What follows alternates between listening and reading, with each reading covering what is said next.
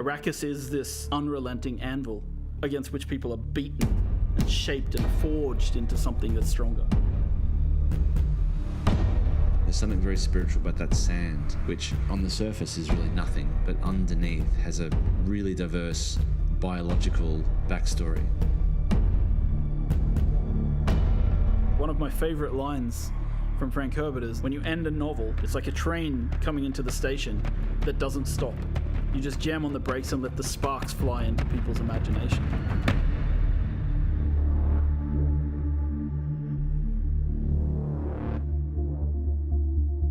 Arrakis is a test, is what the Fremen say.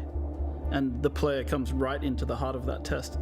Dune Awakening is a survival game at the base level. And it begins like a traditional survival game, you know, like you're looking for water, you're looking for shelter. You know, where will you find water in the desert? Will you take it from others? So when we talk about survival, sure, we start with the basic kind of survive. And then when you've survived long enough, it's now time to think about political survival and how you progress within the universe. The approach we take when building a world like Arrakis is we kind of have to think about where are the stark lines and how do we draw these epic spaces? How do we make them feel huge and the player feels dwarfed by everything they see around them? The intention was every time we saw the desert, it was highly brutal, and if you went out into the desert without the right protection and without the right knowledge, that it was sure death. If we looked at references from some of the hottest deserts in the world, the visuals that we saw from those deserts weren't enough. We needed this world to be even harsher. So we've been working with Legendary since the very beginning.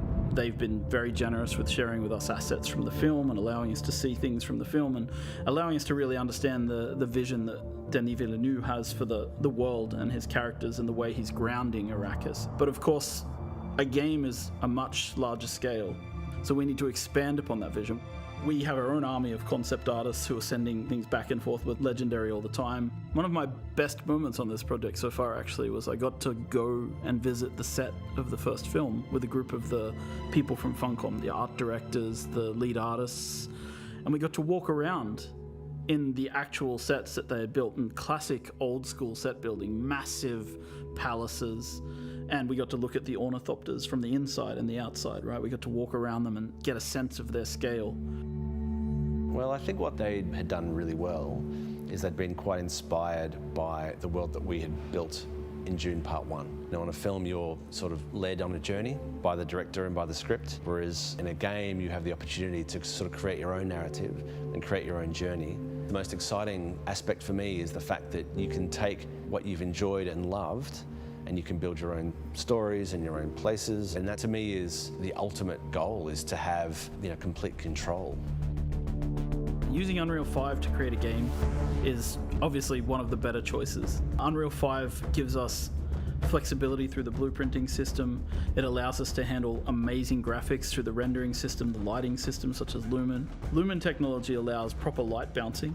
If I had to say one thing in the game that really benefits from Lumen, it's player crafted spaces. In our case, it's like you build a room and you place a window, and the window lets in natural light, and the light will fill the room in a way that feels real. And that technology hasn't existed before. Before Unreal 5, in the olden days, you had to use what we called the LOD system. And that meant that you had to create assets at different LOD levels, so it doesn't slow down everybody's computer. With Unreal 5, we have this new technology called Nanite that breaks things down into the right amount of polygons at the right distance. So for us, as a company, this has made an amazing difference to the visual detail of the world. It allows us to create one really amazing looking cliff piece, for example, and then doesn't matter how far away or how close we place it, it performs well and it looks great. Where Unreal worked for us on Dune was that it was a fantastic pre-production and planning tool. On Dune Part 2, we had some very complicated scenes, and we were able to previs all the way from Budapest what the light was going to be doing well in advance. It's the only tool that I've used, I would say, in my 25 years of shooting that is able to be used across a wide spectrum of films by different types of filmmakers. The most iconic creature in the Dune universe is the sandworm of Arrakis. And so we've tried to represent this in the game in multiple ways. So as a player, your first step's on the open sand. you hear the hiss of the sand in the distance as a sandworm begins to move towards you. And when it gets close, you hear the roar as it erupts from the sand nearby. And at that point, you have only seconds to live if you cannot make it to rocky ground. So this is your first experience with sandworms, and these are the little ones. When you go into the deep desert, when you're harvesting spice, the giant ring-mouth sandworms that we've seen in the film will erupt underneath the spice blows and suck harvesters and equipment down into the sand beneath them. There's really only one rule: the sandworm will always come. Humans have always had this innate drive to create something, to build worlds, whether it's in their head, whether it's in text, whether it's on screens, whether it's in games. Funcom as a company has been on this journey for a long time, creating multiplayer worlds where players can live out their dreams and fantasies. We were there in the beginning with massively multiplayer online games.